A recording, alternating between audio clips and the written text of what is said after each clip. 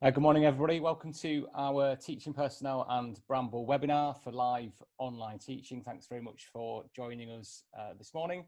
After the success of some of our recent education leader forums and seeing an increase in demand for live online teaching, we wanted to put together a webinar to share some of our experiences of how we supported schools and local authorities through these challenging times.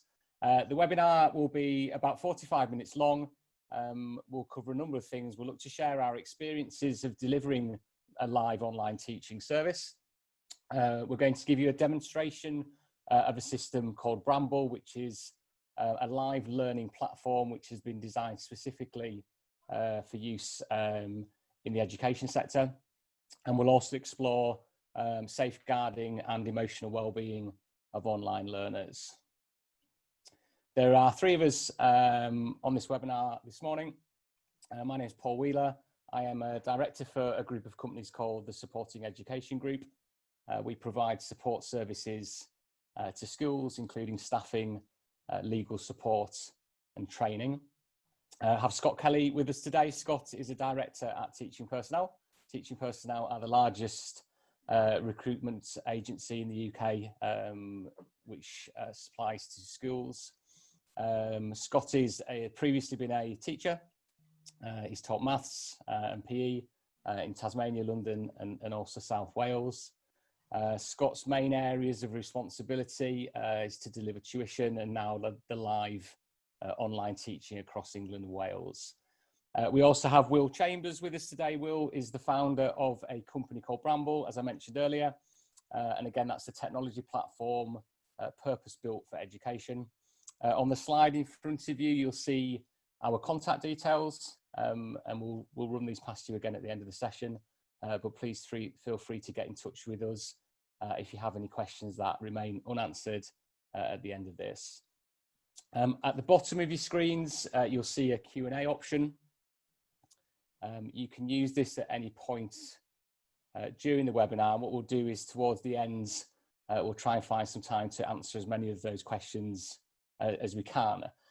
If any of the questions we don't get to, we'll make sure that we follow up directly with you after the session, and we'll drop you an email, make sure you get an answer to everything that you want to know. What will be really handy for us, if you don't mind, is at the end of the webinar, we'll send you a short survey. It'd be great to get some feedback from you, which will help us improve any future sessions we want to do like this. So, three main agenda topics for the session. Scott will start first, and Scott will talk you through and take you through our service and give you a little bit of context, and again share some of the experiences we've had to date of delivering live online teaching and implementation. Will then do a Bramble live demonstration, and he'll walk you through all the capability of the system and highlight some of the key functionality. And then, as I say, as we get towards the end, we'll try and find some time to answer some questions. So, Scott, are you ready? So I'll pass you over to Scott. All yours, Scott. Many thanks, Paul. Okay, good morning, everyone, and thanks for joining us. We are recording this session as well, so we will make that available to all attendees after today as well. So I guess my role here is a bit of an introduction of our service. So before March 23, Teaching Personnel had not delivered any live online teaching, and we reacted very quickly, meeting up with Will from Bramble and looking to learn about the platform, put all the policies in place and give the appropriate training and support. All the safeguarding mechanisms were already in place, and then we looked at including that with live online teaching as well. So it's been quite an interesting and a fast-paced. I'd say there's three phases really. There's the immediate weeks of after lockdown and how we supported some of our clients turning what was face-to-face tuition into live online teaching. Then there was that middle phase which sort of led up to the May half term, which was supporting schools and educating some schools and local authority clients on how live online teaching could look, which was a lot of demos, a lot of live virtual meetings, talking through any insecurities or concerns around implementing live online teaching, and importantly then addressing any safeguarding concerns. The priority for us, and as has been for all of the schools, is the well-being of the child first, and then where identified, we look to support schools by implementing live online teaching. So when we're talking about online teaching, a lot of people think about the use of platforms to communicate and to share education and to share learning opportunities. But what we are referring to in this webinar is live online teaching. So actual interaction that's happening at the same time, not just the sharing of learning opportunities through platforms.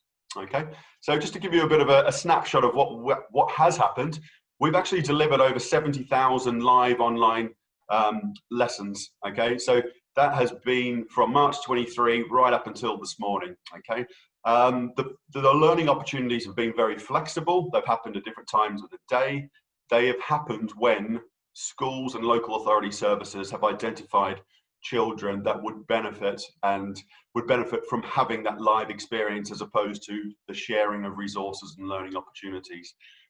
There's been more recent news in the last couple of weeks, which we've all seen, about the £1 billion investment that will come down to the schools in the coming months and towards the end of the calendar year. We are already working with the DfE and the Education Endowment Foundation to hopefully be one of those NTP partners, and we already have tens of thousands of candidates that could potentially be available to support learners as and when that money comes down to the school and is identified who is best to be accessing that. The mental health and well-being of pupils has been paramount, and we've worked from a safeguarding and a well-being perspective with the schools really closely to make sure we've been able to keep in touch with that vulnerable group and being able to communicate with them and communicate back to all stakeholders, including the family and the schools. That's been a really, really busy time. Now, Will from Bramble will be giving you a demonstration of the learning platform. We've worked with the schools with utilising Bramble. We've worked using other communication platforms as well, but easily the favourite and what most widely used has been Bramble, which is why we felt we were in a good place to put on this live webinar when asked by some of our clients to do so. One, because actually we've delivered more live teaching than probably anybody else, certainly in the UK. And because most of that, and probably between 80 and 90% of that, has been using the Bramble platform, we invited Will, and thankfully he's agreed to come on and give you a demonstration of what live online teaching could look. And this is the platform that most of our teachers are using on a day-to-day basis. The feedback has been really positive. We've only had a couple of connectivity issues, but that has been down to poor broadband strength in particular areas. So as long as somebody has been able to access a device, the experience from using Bramble and the technology has been really positive. What we do know, and the little research that's out there to do with how effective live online teaching is, it's always about the engagement, the scaffolding of learning, okay, and being able to have a robust feedback mechanism, which, as you'll see in the demonstration in a minute, the recording of the sessions and the building of the learning resources and library, and being able to word search and word count what those sessions might look like and revisit in your own time as the learner, and being supported by that tutor during that period, and then being able to set realistic and varied sessional goals, whether that be 15 minutes, half an hour sessions. We've got some sessions that are up to 3 hours. We're not saying that that's the best for all children. We're saying that that's real, and that is happening now. And some learners have been accessing multiple hours during a school day of live online teaching. And for others, those sessions look a lot different and a lot shorter, and might be multiple short sessions during a day or over a week. Okay. Our role as a staffing service is to provide high quality teaching, and whether that be a qualified teacher, a graduate, a learning mentor, or a HLTA, to the client. And we work with the client. The client is the school or the local authority that identifies the learning that they want to happen, and we utilize our candidate base with Bramble to provide that online live teaching experience. We also have teaching that's happening face-to-face still. As schools have been open, we've had staff doing that tuition and the face-to-face in the home throughout where appropriate and best fit. Just a couple of things that have been really interesting. Having not delivered any live online teaching to delivering 70,000 hours is a pretty big change, certainly in how we've gone about our business in the past and how we've provided learning opportunities for kids across the UK. We operate largely in England and Wales, for those not familiar with teaching personnel. The continuity has been great. So the continuity where we already had face-to-face tuition with virtual schools, SEN teams, children excluded, children that weren't able to access a school place, that was something we already did. Last year, academic year, we delivered 750,000 hours of live teaching face-to-face. So we've switched quite a lot of that quickly to online so that those learners could continue and hopefully not have that gap widened in their attainment too much, and being able to offer flexible. So what we have been able to do, which we couldn't do before, was access the entire database to provide live teaching. I live in Northampton. We support the council with loads of tutors every day and have done for a number of years. Now, previous to lockdown, we would be restricted to tutors that can physically get to geographical places in and around Northamptonshire. Now we're able to access a maths tutor that might live in Cornwall or Newcastle, or a science teacher from Northumberland, okay? And that has been really good because we've been able to get the best tutors available to us to work with children across the UK. We're already been helping with potential Year 7 students. When I say potential, the Year 6 cohort that are moving into Year 7, and many schools picking up that. But not just the key stage phases where we're going from 2 to 3 and reception into Year 1. We have been providing tutors right across the board. Okay, that's right up to Year 11, and we have been supporting some A-level learning as well. The priority group that seemed to be switched to first was certainly looked after children and pupil premium, and with schools having additional funding to support that learning, that was the first group that certainly transferred, and the next group tend to be those that they've identified that were vulnerable and would benefit from having some live teaching before schools reopened. And then obviously when schools did come back in for reception Year 1 and Year 6, some of that was a hybrid learning where they're accessing some learning in the classroom and then some separately. On some of the slide deck here, you will see some quotes. I'm not going to read those out. They're there for you to take a look at. We've got many of these, and as we will close the session later on, the invitation is there to share testimonials or to give live demonstrations if that's best. The safeguarding controls are really important. Will cover that in a second, so I won't go into too much about that. But a lot of people have concerns around cameras. The default setting is for to be disabled. And if the tutor disables their own device before the session starts, no cameras come on. But actually many do benefit from having the start and end of the sessions with the cameras on, being able to interact and speak and see each other as well. But again, that is down to personal choice. The recordings we'll cover in a minute, but there's many benefits to those sessions being recorded. And our educators are trained to deliver education online. We're going to now pass over to Will in just a second, where Will's going to give you a demonstration of the platform. I'd like you to please just note at this point, you've got a Q&A session as Paul's highlighted. I have also launched a poll, so I'd be interested in your opinion. So if everybody could please participate in that if you can. Take 1 second to read that question and share what your thoughts are on live and online teaching, or what your experience has been so far. That would be much appreciated. Okay, the low bandwidth is something that I know will pick up, but it is incredibly important for those living in areas where the bandwidth and the broadband strength is not very good. Teams, Zoom, some of these other ones, there can be connectivity and screens pausing and things like that. There can be issues there. I'll let Will cover why Bramble would be much more beneficial at that point. So Will, at this point, I'd like to hand over to you. I will come back into the session a little bit later on, but look forward to seeing the demonstration again, Will. Excellent. Thanks very much, Scott. I'll just start sharing my screen now. So hopefully you should be able to see that okay. Just a few words before I get into the demo proper. As Scott and Paul alluded to, we've talked a fair bit about the fact that Bramble is designed for education. I just wanted to speak briefly about what that means. There's probably a dozen different reasons I could reel off here, but in the interests of time, I'll really narrow it down to 2 core areas. So the first of which is the live lesson experience itself, which I'll show you shortly. And what we've aspired to here is to give teachers and students a set of really familiar, performant, interactive tools so that they're able to have a really rich lesson. They're not just sat in a video conference watching a screen share. They're actively participating in the learning just as they would if they were sat next door to each other. And then the second thing for us, which really infuses everything we do, is that we see this shift to online as not merely about substitution. It's not about simply taking what was happening in the offline setting and moving it online. It's an opportunity to look at that and say, what can we do better? What can we do online that simply isn't possible in the offline space? And as Scott alluded to, our searchable lesson recordings are perhaps the clearest manifestation of that yet, which I will show you in more detail towards the end. So without further ado, let's dive into a demo of the Bramble session app.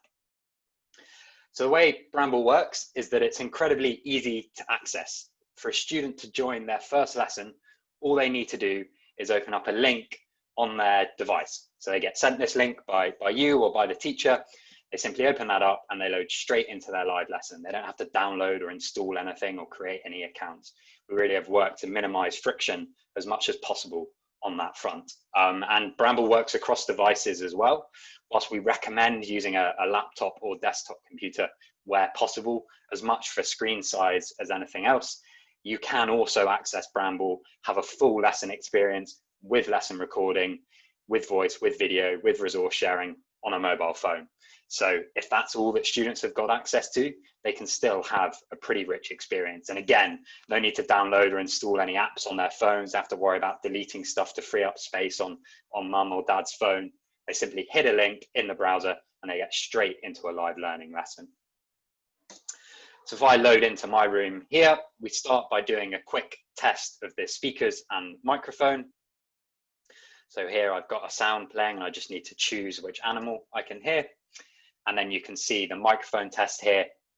As I speak, the circle illuminates. I know my microphone's working. So that by the time you connect into a lesson, you know that your audio hardware's set up properly and ready to go. Within the session itself, we've really tried to focus the experience on the content, on this shared notebook that both teacher and student have access to and can work in. And as Scott mentioned, this has massive benefits from a privacy, safeguarding and bandwidth perspective. Whilst we do have a webcam functionality, it's turned off by default, which means that you're able to have this rich learning experience using the interactive notebook, which is where the resources are, where the working is, that uses a fraction of the bandwidth that a video conferencing solution does. Also allays any student or teacher concerns about using the camera, but gives them the option to use it if they want to, which I'll show you a bit later. So then once we're in the notebook, we can simply use the arrows to change pages. I can move forward onto page 2 and 3, or I can move backwards to revisit something we've worked on previously. And again, both the teacher and the student have the ability to turn pages. This really is an interactive experience for the student. They're not passively sat there watching the teacher do something. And then in the notebook, the minute either of us starts drawing, the other one can see exactly what they're doing. You won't really get a sense of this necessarily via the screen share in the webinar, but if you do come to give Bramble a try, you should hopefully get a sense of just how real time it is. As soon as I start drawing anything, the other user can see that. So if I were to start circling something, they see that right away rather than when I lift my pen up. And that might seem like a really weird thing for us to have obsessed over, but it's actually vital to the flow and the immersion of the session. And what we're sort of competing with here is the experience of being sat next door to each other. So any sort of latency, any sort of lag shatters that illusion and really ruins the learning experience. And as Scott alluded to earlier, one of the key metrics we track on this front is the duration of lessons on Bramble. If they're long, it suggests people are really getting into the flow. And whilst we do see a variety, the average is over an hour, and we have a third of lessons that are 90 minutes plus, and as Scott said, even some as long as 3 hours, which means that the technology is almost melting out of the way, and they're forgetting that they're not together in the same space, which is really what we're aiming for. If I click that pen tool once, you'll see it turn to the eraser. That lets me rub stuff out. And if I click it once more, it'll go to the T for text. And again, text works in real time. So as soon as I start typing anything, the student can see what I'm typing character by character. So you haven't got any of the sort of 3 dots that you're used to on a messaging app, where you're looking at your phone wondering what the person's going to say next. You've got that real-time seamless flow, which is really important. If a student's struggling to spell something, it's better that the teacher can see them struggling than just sitting there waiting for them to finish typing. Next to the pen tools, we've got the color droplet, which works in much the same way. I can click to cycle through the various colors. We've got 4 colors on here, so it just enables you to highlight different things with different colors, or for the teacher and student to use a different color pen, use it however you wish. And then jumping over to the right-hand side here, we've got undo and redo, which do exactly as you would expect. So very quick to undo and redo anything that I've been drawing. So those are the basic pen tools. You can do an awful lot just with those. We can be drawing out diagrams, graphs, equations, typing out blocks of text. But when they really come to life is when you combine them with the ability to share resources. There's a number of different ways that you can get resources into a Bramble session.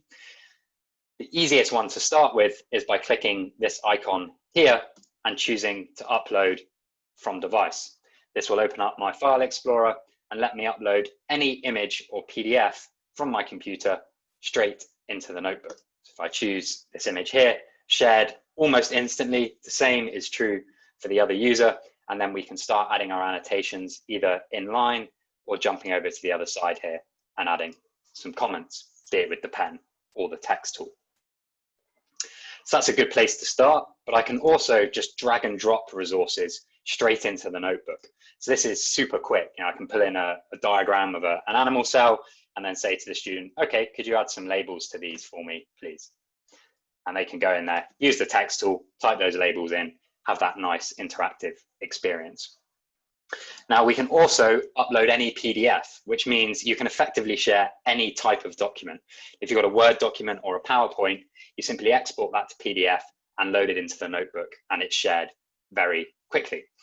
So if I've got an example of this is a reading example for a primary age student, a book, we can load that in.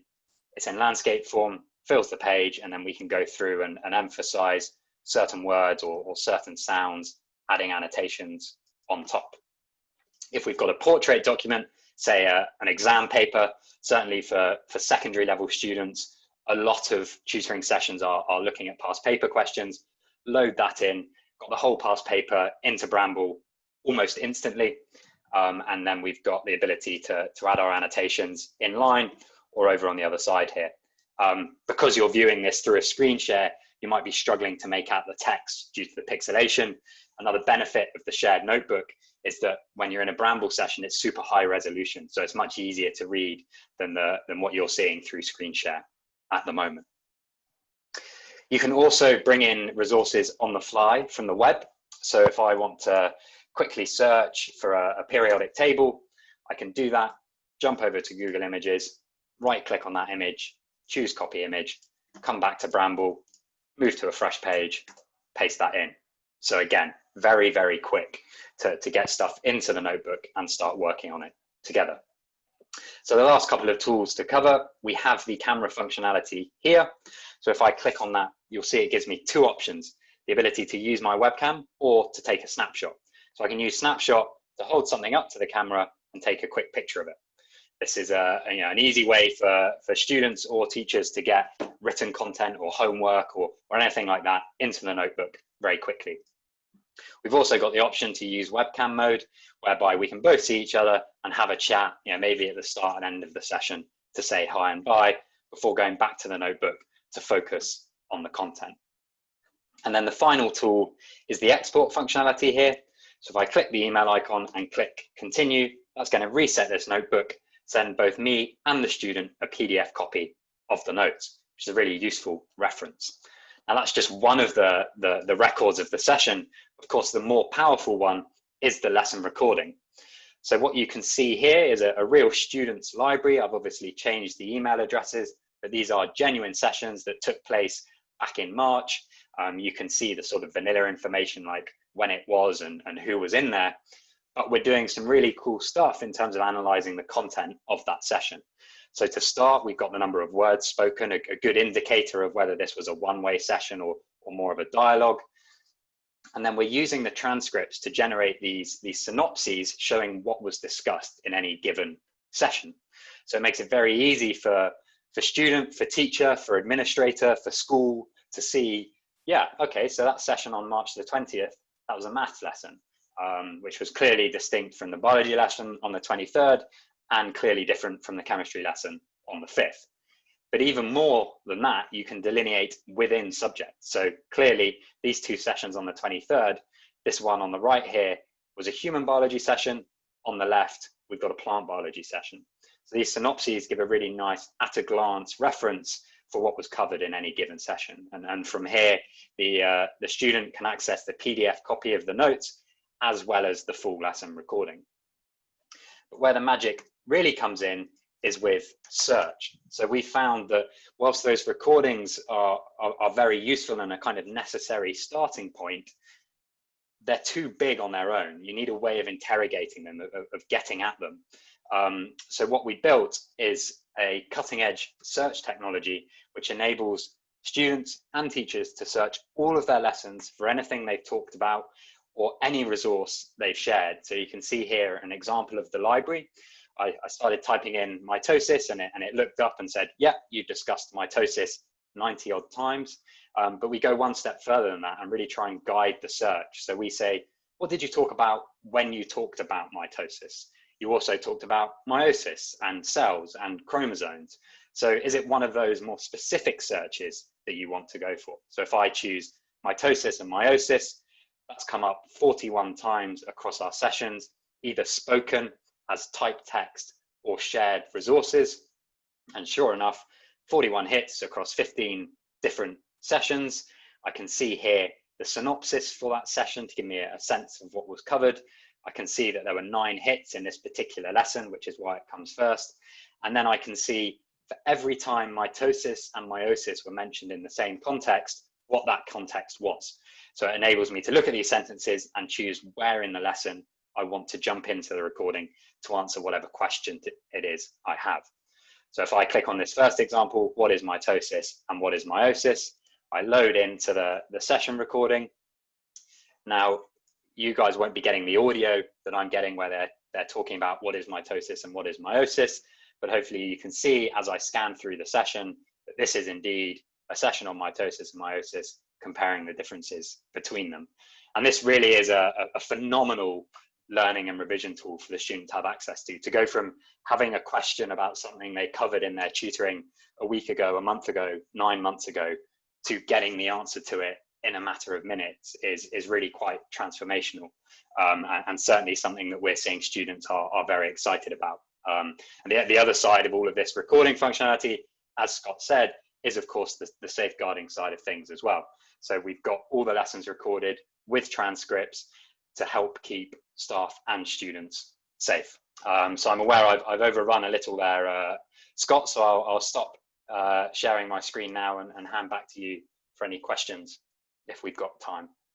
There's quite a few questions. I have answered some of those questions whilst you were presenting then, Will, and I've saved a few for us to answer at the end as well. So I'm just going to share a little bit about feedback from the school. So we've actually had some really good feedback from the schools and from the families as well. We've had stories as much as up in Derbyshire where a secondary age child was not engaging pre-lockdown with any form of education, not taking up her school place and refusing face-to-face tuition, who is now from her bedroom engaging through Bramble and receiving online learning, and in her parents' words, as more confident than she's been for a number of years. So there's great stories like that. And then the majority of the population that are accessing it, we've seen some very good progress and interaction. And not only are they getting that great learning, but they are being kept in touch with, and not just through posting messages through a platform, but there is that engagement. And sometimes when the cameras are on, actually being able to recognize how a young person's feeling and coping, okay, with some of the the learning and other challenges that they might be facing. This reference is a testimonial from one of our local authority clients. We work with around 70 local authorities, providing one-to-one tuition, now live online teaching to some of the most challenging and vulnerable kids in the country. That's not just the virtual schools, that is also excluded children, those not accessing a school place, young mums, travellers, many different groups of kids.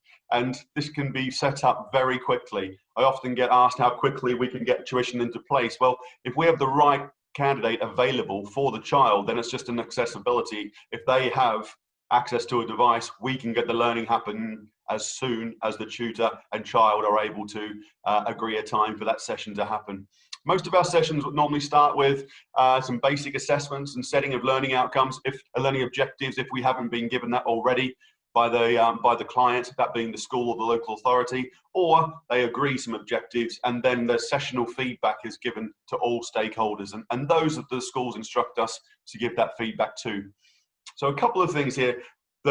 Will's very kindly given you a demonstration, and we've had a look at some of the more academic subjects like science. Okay, anything could be taught through the Bramble platform. Okay, I've just given you some examples there of some of the different subject areas that we have been using Bramble for, and they've all been really successful. The majority of sessions last between 45 and 60 minutes, but that's just us looking at an average. So the learning time is not as important as the content and the sharing of resources and the engagement levels. It's up to the tutor and the clients to establish what sort of length time they would want the sessions to be, and then to provide updates and feedback through those sessions to see whether they need to be extended or reduced or be more frequent or infrequent as we go along. Okay. So Q&A, so hopefully you can see that I have answered many of those whilst Will was doing his demonstration, but I've saved a few more to the end here, Will. Most of these are directed to you, Will, because they're about functionality. Can recordings be placed into Google Classroom?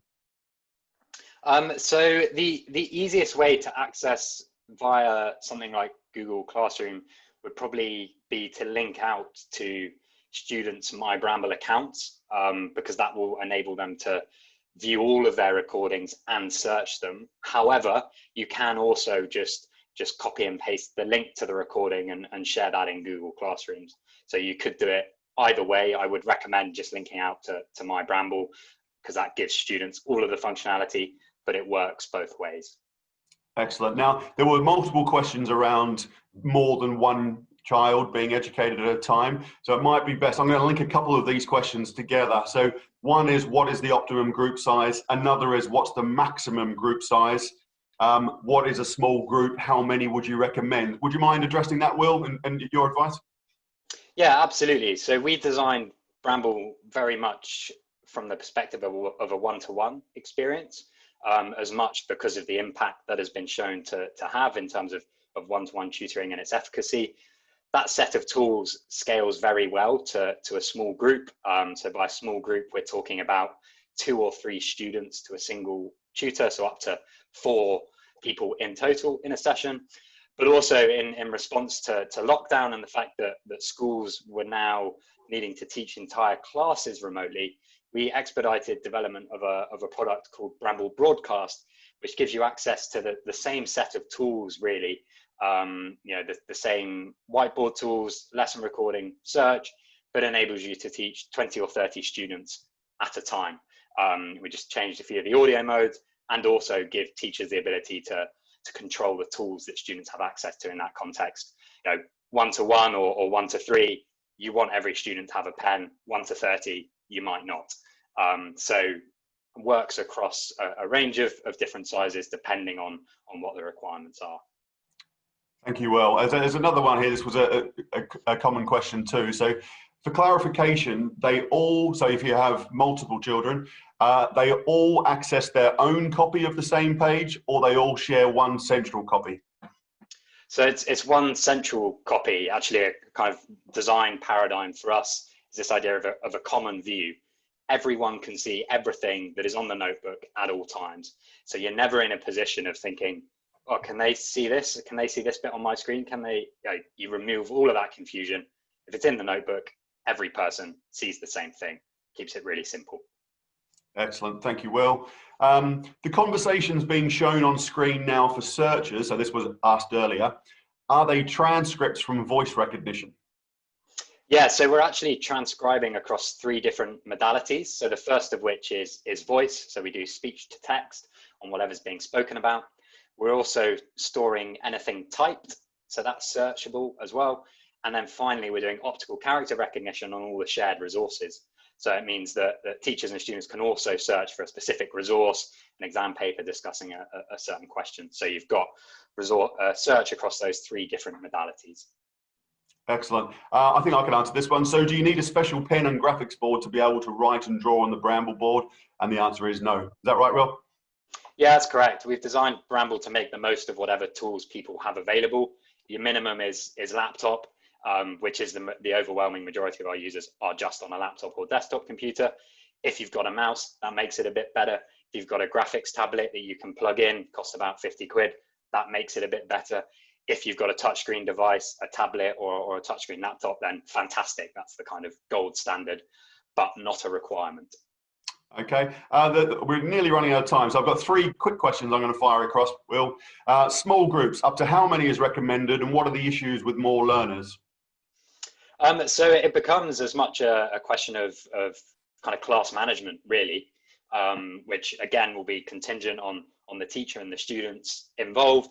Some students work really well in that small group setting. Others really feel able to speak out in a one-to-one environment. I think something we hear a lot is more introverted or anxious students really blossoming online because they've got that one-to-one experience. So it's case by case, really. Excellent. 2 more questions. Any practical subjects using this, e.g. PE or drama? Yeah, it's a good question, actually. I can't speak exactly to PE and drama. I do know we've got a number of music lessons being taught on Bramble, where I think they kind of use the notebook for music theory and then perhaps use webcam a little bit more than you would in a maths or science lesson. I know we've also got a number of art lessons being taught, which look fantastic, sharing these beautiful artworks as resources and talking about different techniques. So some practical sessions, certainly. Okay, thank you. I think there's a bit of a dual answer for this last one, Will, and then I'll pass over to you, Paul, to close, is how much does Bramble cost? So would you like to share for Bramble, and then I'll also share for what teaching personnel might charge for a session? Yeah, so we kind of work with a real range of different customer sizes, really. So everything from independent tutors to tutoring organizations to much bigger organizations such as teaching personnel and schools. So that the pricing varies a little bit depending on which category you fall into. It's based on a per user license basis.